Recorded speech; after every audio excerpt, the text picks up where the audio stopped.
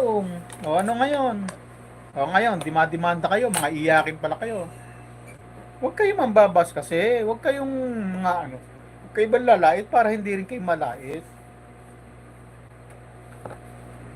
Hindi naman siguro ako gunggong, hindi naman siguro ako gago na lalabas ako sa social media at mambabalahura ako pag mumurahin ko yung mga nasa social media.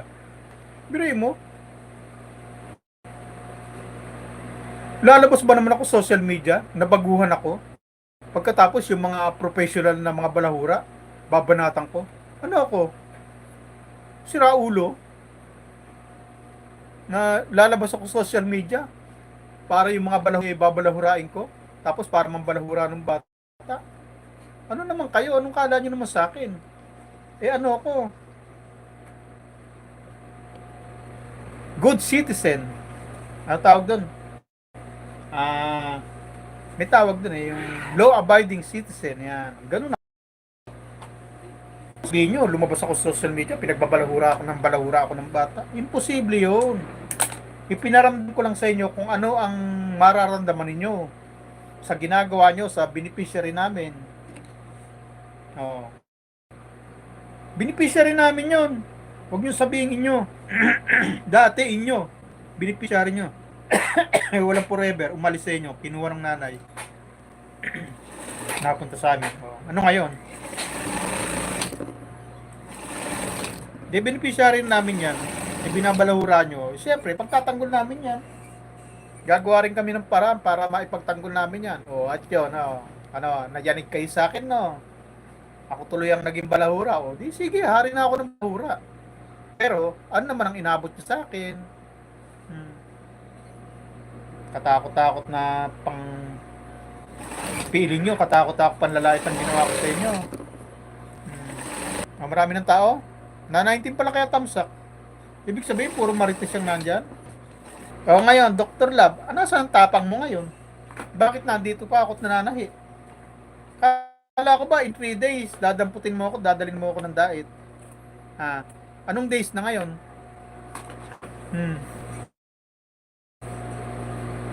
Huwag ka kasi puro yabang.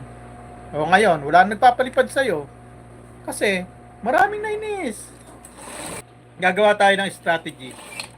Gusto niya, gawa tayo strategy? Isang beses na lang ako magla-live. Total, may kita naman ako sa pananahe. Malaki naman ang kinikita ko sa pananahe. Hindi naman kalaki ay. Sapat-sapat lang ako. Magasano sapat.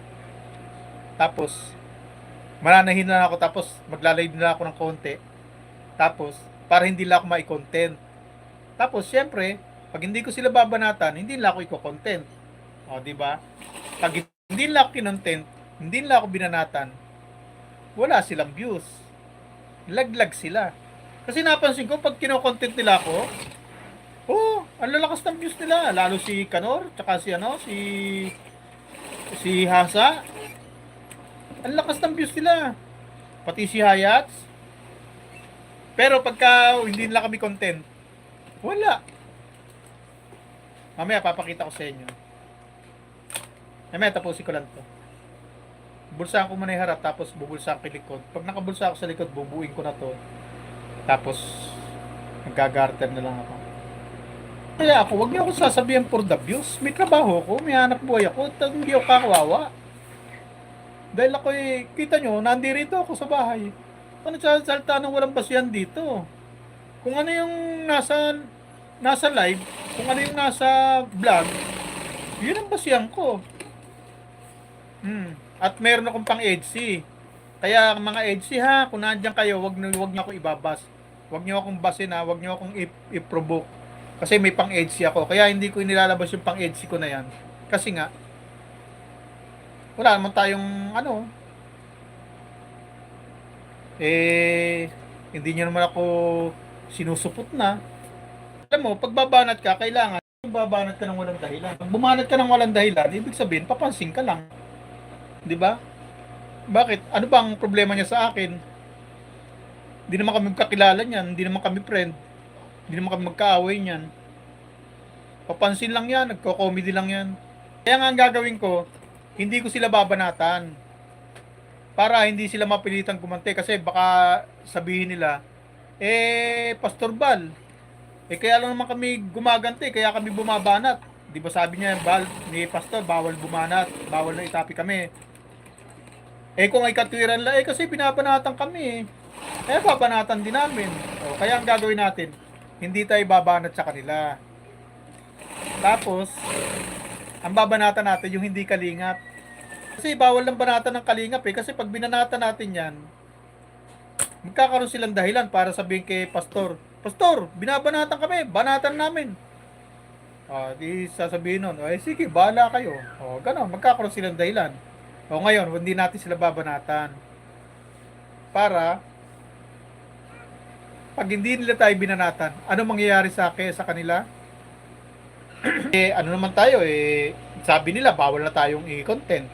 Tapos, i-content natin sila. Di, sige. Pagbigyan natin. Pero pag binanatan tayo, tsaka babala tayo ulit ha. Hindi natin sila i-content. Last na to. Kasi pag kinontent natin sila, ang mangyayari, i-content nila tayo, mas kikita sila eh. Ako, wala naman akong kita. Si Bopil, balita ko, inaaway si Medit eh. Nagpapalabas siya ng fake news kay Medit eh. Napanood ko kaya yon. Tapos blind item pa. Yung ngipin na yung ngipin na sungki-sungki, pinakita. Alam naman kung sino pinatutungkulan niya. Blind item pa. Play safe, duwag yun eh. Para hindi magka-abuse ang Kalingap reactors na yan. Wag po away, masama po yun. Hindi na. Yang kape. Yang kape, mega lang shoutout. Hindi na tayo mga away. At kaya baka sabihin nyo, kaya ako bumabait dahil sa ako'y nakademanda. Ay, hindi yun. Kaya ako bait-bait kasi tapos na away natin eh. Sumuko na kayo eh. Di ba sabi nyo ayaw nyo na? Bayaan na natin batas ang gumulong. Di, sige. Pag binalikan kasi sila, for the views na. Kaya nga eh. Kaya naman ako lumabas dito para ipagtanggol si Reyna at para tapos sasabihin lang for the views. Hanap pera. Kinokontent ang Kalingap kasi dahil sa pera. Hanap ang pera, hanap ang views. Hindi nila alam. Kaya ang totoo nun, alam naman nila na kaya natin kinokontent ang Kalingap dahil binubuelta natin sila. Sa Kalingap naman talaga ang umpisa ng gulo. Hilig magparinig. Kaya nga, sa kanila nag-uumpisa ang gulo eh. Alam nga namang si Federico Santos, walang kaalam-alam sa YouTube. Hindi nga marunong magpumindot ng live. Hindi nga marunong pumatay ng live. Hindi nga marunong mag-camera. Hindi nga alam ang screenshot. Papasukan ng social media. Tapos pagbababanatan yung mga professional na. Ano ba naman kayo? Saan naman utak nyo? Para palabasin na si Federico, kaya lumabas sa social media kasi para mambalahura ng bata, para mambalahura ng mga reaktor. Ano ba naman kayo? Tingnan mo, demonyo ang yabang ni inuuto sponsor, kawawa, ubusin niya pera. Sabi mo Lord sa bahay, kaya nga, puro kayabangan. Yung pinagyabang niya, nasa na? Eto, dadamputin daw nila. In 3 days, dadamputin, dadalhin sa diet. Tapos nagtatago raw ako, magtago na raw ako. Asan ako ngayon? Hindi ngayon, sumakit ang ulo mo. Walang nag-hide sa kanya dito. Walang nag-hide sa kanya. Huwag niyo i-hide. Nagkurong na ngayon si Lolo Federico at ang pinakahuli, pinpoint ko na ang lugar niya. Ako mismo magdala ng CIDG sa bahay niya. Tingnan mo kayo ba? Di ba nagsalita ka? Asa na? Di ba? Yabang, no? Wag mo na patulad niyan, Sir Ped. Para walang may content. Ganun nga gagawin ko, Ma'am Siren Tolentino. Lagyan niya natin jacket para hindi masipa. Huli na yan para para hindi na sila makakontent sa atin, para humina ng tuluyan ng views nila. Kasi pag pinatulan natin yan, iko-content tayo, lalaki ang views nila. Mamamayag pag yung mga yan. Kaya wag natin patulan para tingnan natin, walang Si Dr. Love, kawawa sponsor mo, inuuto mo, ang yabang. Style demonyo, sabi mo Lourdes. Kita mo kayabangan. O nagyabang siya, nagsalita siya. May nagawa ba? Asan yung si IDG? Asan yung tropa niya? Bakit hindi ako nadampot?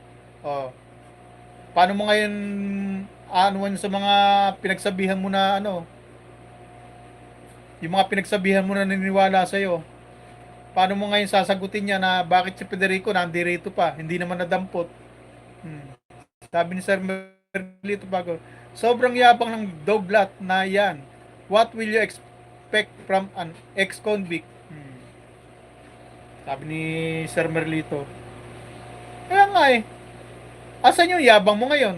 Ha, Dr. Love? Na sinabi mong dadamputin ako rito. Eh bakit nandirito pa ako, nananahi? At anong sinasabi mong gakurog na? Yung sabing gakurog na daw, nanginginig na raw ako sa takot. Umibaba ako, hindi nanginig sa'yo. Pambira ka. Ito ko manginginig sa takot. Ano ba kayo?